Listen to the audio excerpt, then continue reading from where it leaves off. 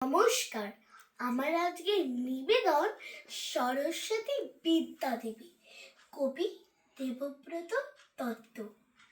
সরস্বতী বিদ্যা দেবী আমরা দুভাই বোনে সারা বছর পড়ছি কত, আছে কি যায় মনে?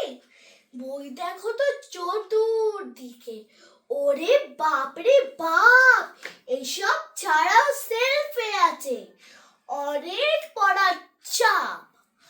পাহাড় প্রমাণ আমরা পড়ি, নদী প্রমাণ লিখি।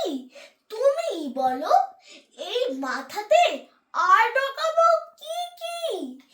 বিদ্যা দেবী তুমি নিজে বলবে বাবা মাকে একটু যেন খেলতে দেন লেখাপড়ার ফাঁকে।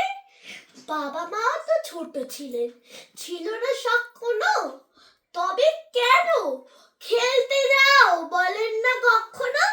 নমস্কার।